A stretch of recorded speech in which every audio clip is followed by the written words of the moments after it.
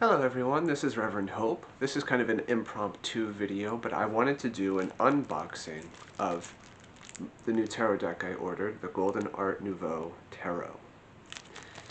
Now, I've been looking for a Rider-Waite replicate deck for a long time because I really wanted to get into the symbols that are drawn into the Rider-Waite, and I actually have the Radiant Rider-Waite deck, but it just doesn't like click. It doesn't really connect.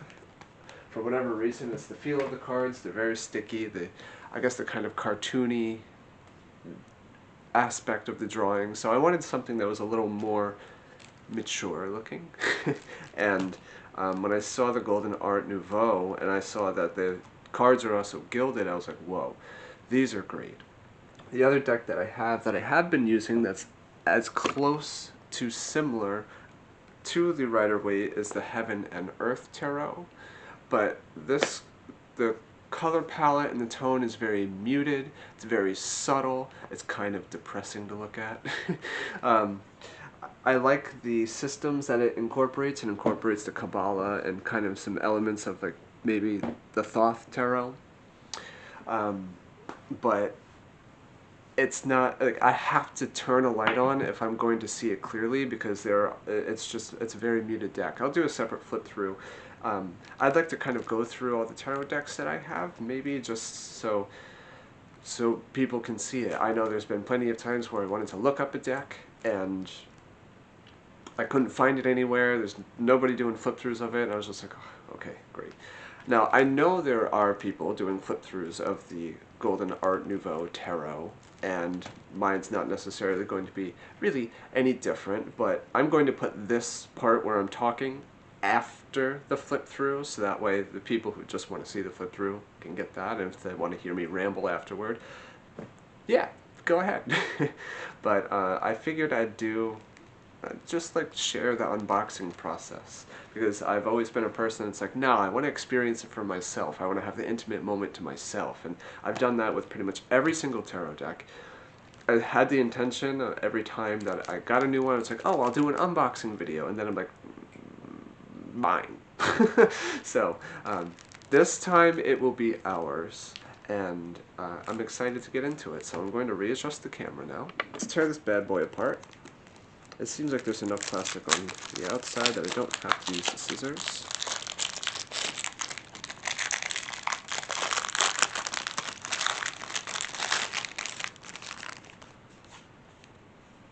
Wow. Even the box itself is textured and gilded. Ooh, and we have temperance on the back there. Oh no, I guess that's actually the front. Strength is the back, temperance is the front. So there's a collector's edition of this that is going to take about 3 weeks to arrive, and I'm super impatient. So I was just like, no, I'm gonna get this one too. It's all right. I'll get a reading and pay it off. So this actually has a nice little tear piece there. So I don't think I even have to use the scissors at all. Look at that. More decks should do that. Oh, they have a really nice feel. So it seems to come with a little guidebook that's colored. At least on the front it's colored. And it pretty much just goes right into it. It has a how to use the cards section. It says a simple way to read the card is to draw 3 arcana and place them in a single row. And the terms that they use are hindsight, insight, and foresight. That's an awesome way to delineate the past, present, future. Instead of calling it past, present, future, you can say hindsight. Look at your past. Understand the road that brought you to the current moment. Understand the choices, the events, and the causes. Insight. Look at yourself. Understand your feelings, your fears, your hopes. Understand what you want and what you can't accept. Then foresight. Look forward. Understand the direction you are going.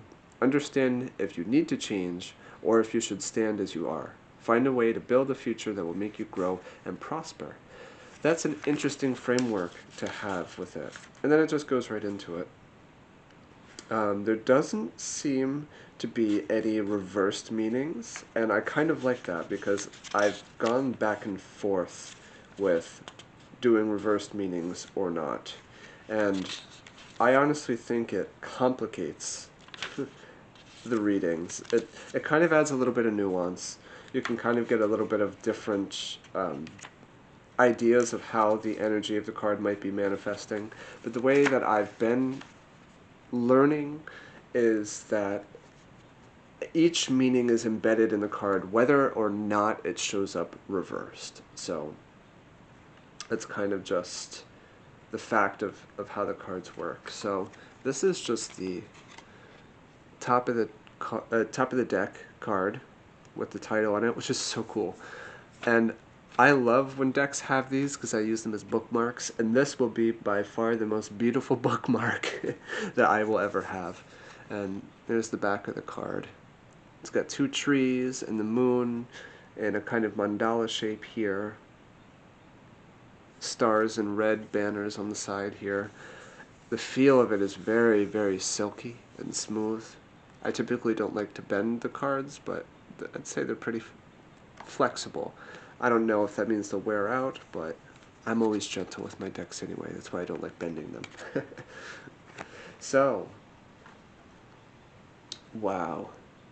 So I'm not going to rearrange the order yet, and I'm not going to show too much here because it's a little bit of an awkward angle.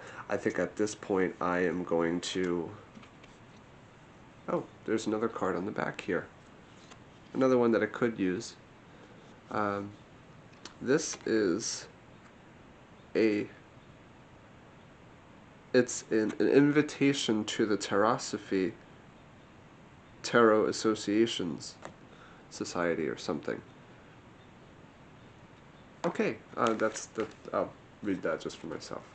So at this point,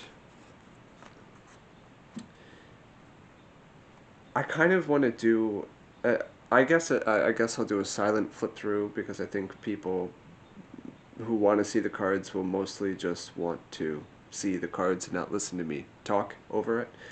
So I am going to readjust the camera again.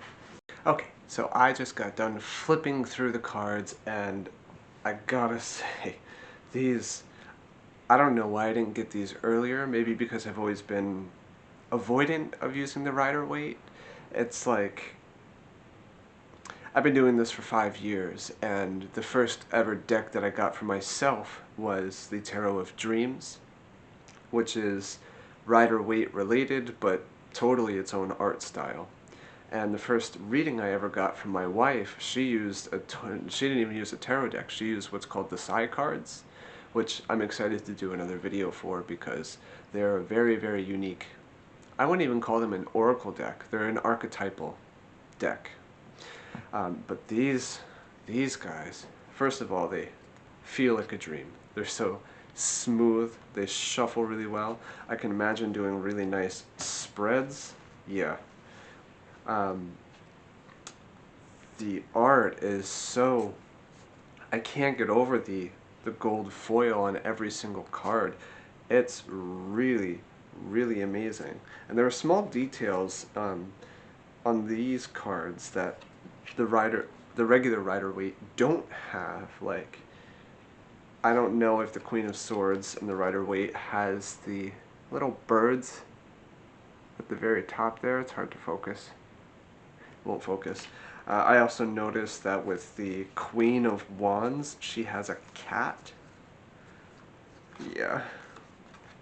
She's definitely, just for that fact alone, going to be one of my favorite court cards. I don't know why it won't focus. I'm sorry about that, but you can still see that there's a cat there. Let me pull out the Rider-Waite, because I have this one in order because I was studying from it, and every time that I wanted to pick out a card, I wanted to know where it was.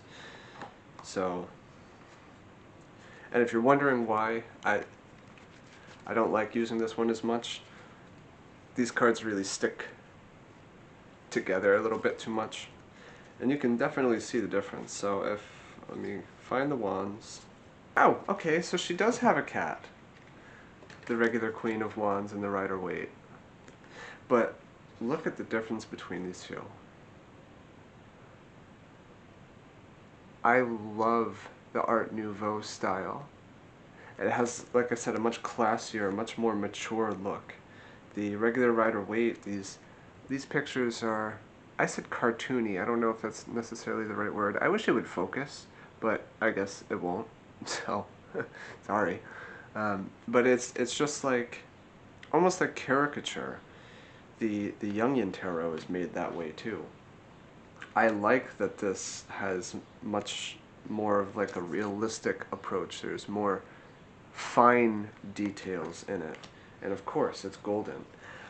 Setting this up, I had to move the camera all around because it kept reflecting the light off of my lights in here, and they truly do shine golden. So I can't wait to use this deck. I'm really excited to get the collector's edition too. It comes in a tin. It's supposed to have red gilded edges, but it's coming from China, and I'm hoping it is what it says it is, because I do know that there is a collector's edition that has gold foil edges, which I wouldn't be mad if I got that either. But I saw the red, and there was only this one shipping from China, and I'm like, okay, you know what? And it's a little bit pocket sized. These are a really good size, so I have a little bit smaller hands for you palm readers out there. Um, I like having a deck that's easy to manage and easy to shuffle.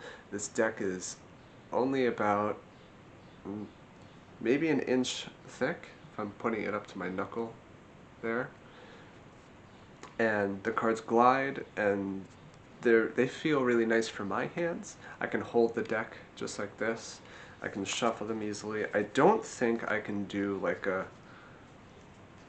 an over the top shuffle. I sort of can, but not very easily. I don't like the way I shuffle. I like to cut the cards, so I'll lay them out in threes. And you know what? Why don't we do like a reading together? Now the angle is going to be bad because it just is. So you're going to have to bear with me. All right, this will probably do. So the way I shuffle the cards, because I don't like to flip them all around, I will do it in groups of three. And I'm a little bit obsessive with it because when I first get a deck, obviously it needs to be shuffled pretty well. So I'll do this 3 times. And typically what I'll do is I'll do an overhand shuffle in between, so that way the cards become really randomized. These feel so buttery smooth, and I can feel the the gold foil. I think you would say it's embossed. I don't know if that's the correct term for it, but you can.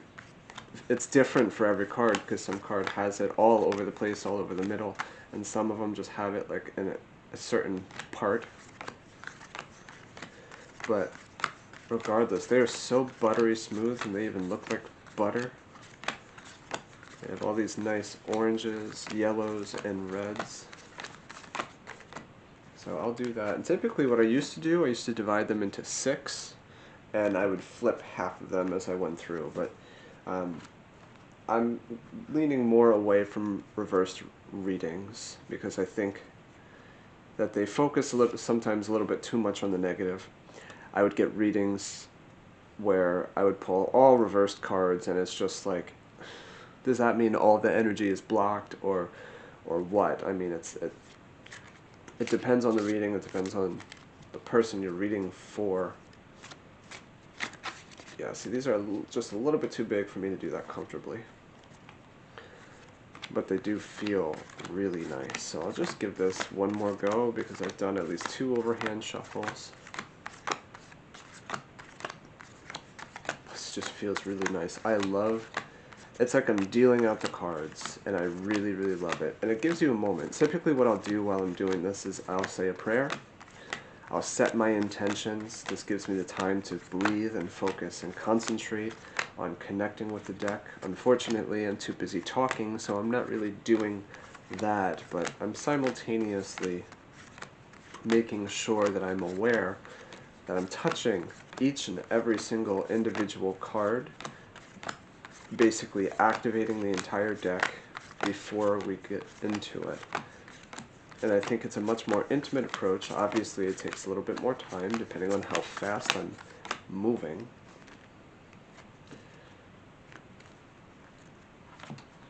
But okay. So, let's do the example that they gave in the book. And I have the book all the way over there. So it was hindsight, insight, and foresight. Ignore my legs. Yes, I'm wearing the same pajamas I wore yesterday. Yes, I know I need a haircut. It's okay. So, I'm going to ask that the deck not be entirely personal for me because, well, you know. But if I'm doing this, if I'm doing a reading for someone, let's say someone comes to me and they're having some relationship troubles and they're wondering what to do. That's kind of like 90% of the readings I end up doing anyway. So let's see what's going on for this person then. So the hindsight card, the past that's affecting the present. The insight card, look at yourself, understand your feelings, your fears, your hopes, understand what you want and what you can't accept. And then foresight, looking forward, understand the direction you are going. Understand if you need to change or if you should stand as you are. Find a way to build a future that will make you grow and prosper. So, hindsight. Let's look at the insight. I always like to do the present card first because. So look at yourself, understand your feelings and your fears. We have the King of Cups. So, looking at oneself, this would indicate a mastery of emotions. It might indicate that the person in this position asking me about their relationship or the struggles that they're having is really in a calm state of mind where her emotions, I say her because it's typically women that will ask about these readings, but it could be either. So the person, the inquirer, is in a position where they understand their emotions just fine. That there may or may not be an external influence. That the other person is trying to influence this person's emotions. And this person is just not having it because they're saying, no, I understand where I'm coming from. I understand where my boundaries are. I understand what I need. I understand what our relationship needs because this is the king. So let's see. The hindsight card. Look at your past. What's affecting the current moment? And we have the Three of Cups.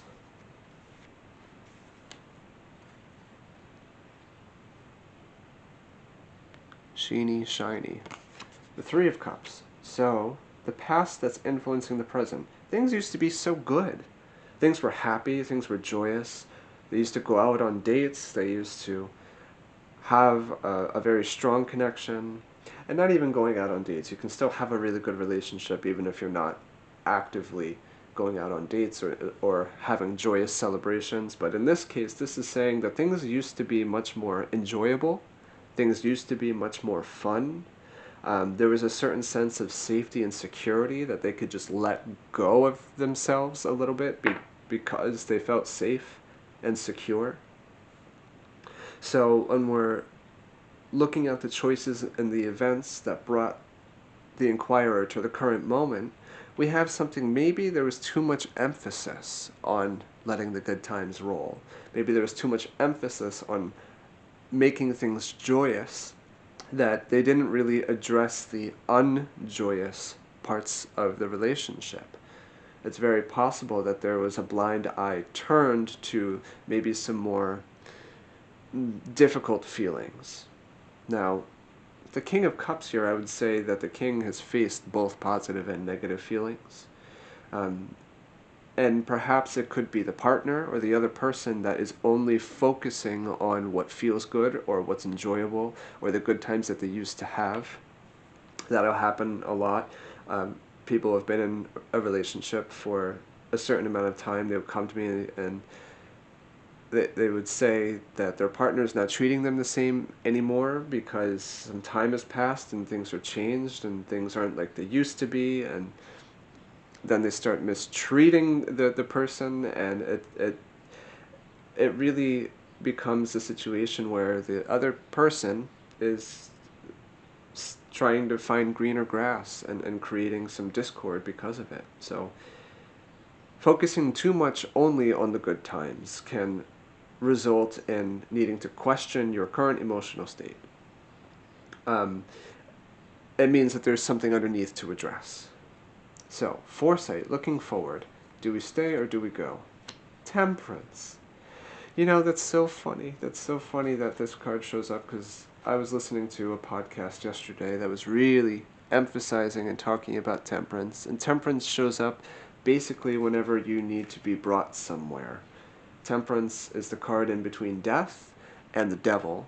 And temperance acts kind of as the psychopomp, the one in the middle that takes you to these liminal spaces, sometimes acting as a guide, but kind of getting you to look at the path ahead of you, to look at what has to die, what has to be addressed to move forward.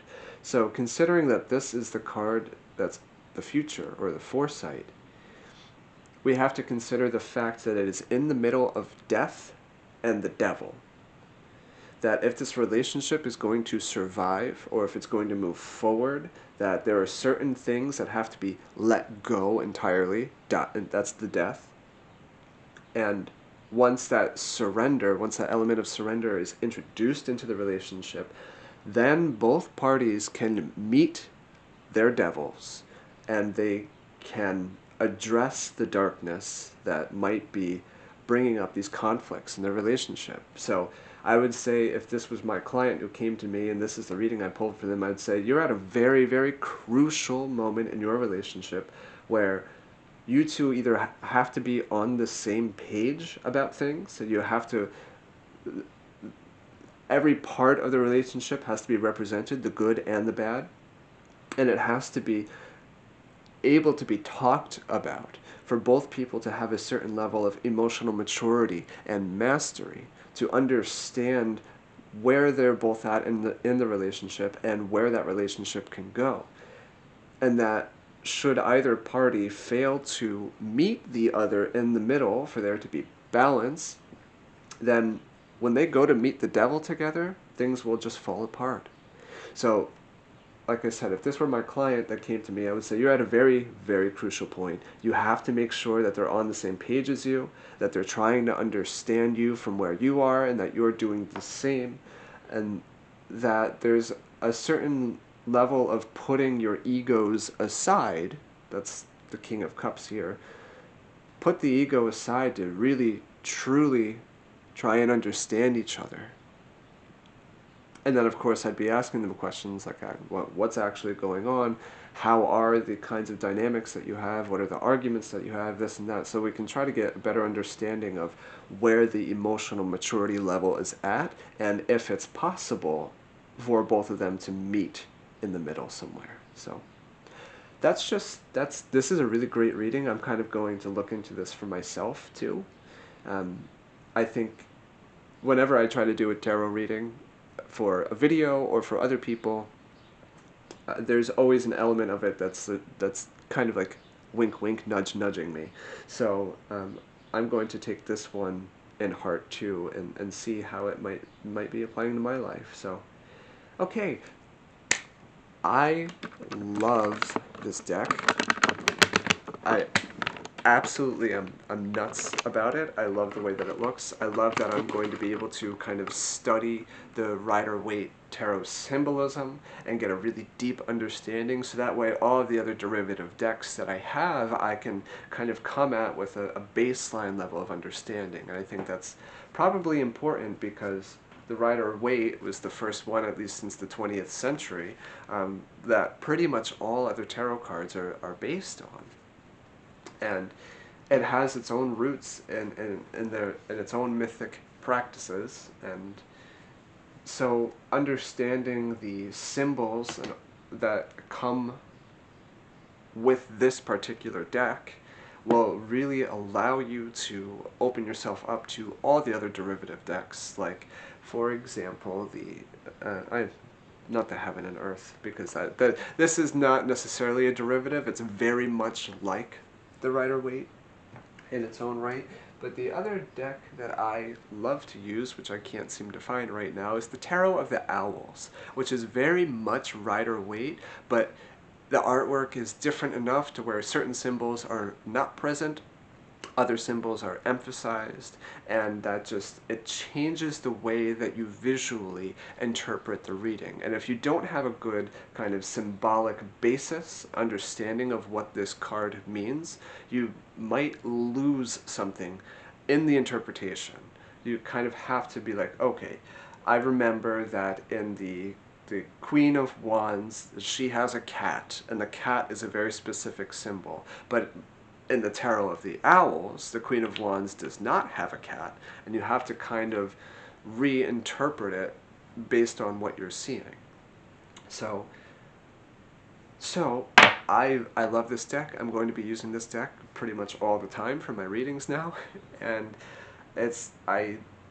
I'm really happy that I discovered this one. So, okay, this might be a longer video, but in it you will get a flip through, you'll get me rambling a whole bunch, and you'll get a practice reading.